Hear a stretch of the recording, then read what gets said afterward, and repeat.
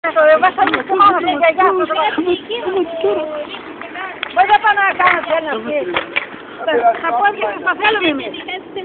Στιγμή που μου άνοιξε τηλεόραση στο Sky μια φορά, τα παιδιά που πάνε και έτρεξαν να πάω στα σίδερα και έπρεπε να τούμπει. Αυτή η τηλεόραση θα κάνει τα παιδιά μας. Θα είχατε δει αυτό το ντοκιμαντέρ. Δεν το ξανακάνεις αυτό, γιατί η μάνα θα κλαίει και η γιαγιά σου.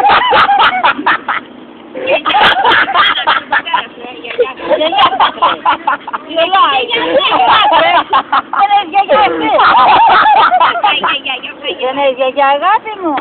Δεν είναι γιαγιά. Ας τα παιδιά ρε, ας τα κάνω τέλος. Είναι ηλικία τώρα, αυτά είναι βράδυ το αίμα του. Έλα, πάμε. Τα πόδια θα θέλω. Θα πάτε να λέτε, ωραία τι μου εξέτηκε. Μια γιαγιά.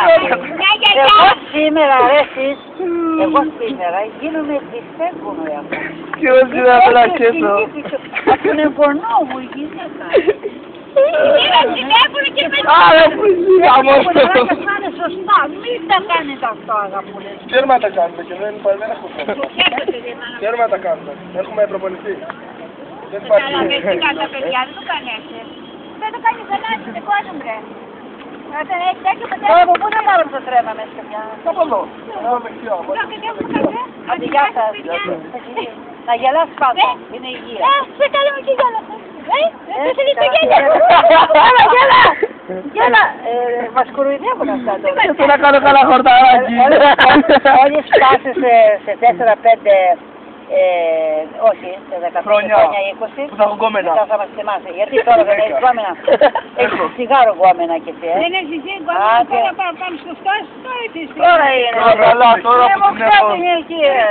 Ναι, πού ξέρει. Άντε, γεια σας.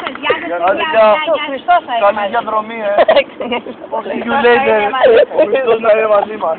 Να μην είναι. Και η Παναγία, ναι. Αχ, το Χριστός.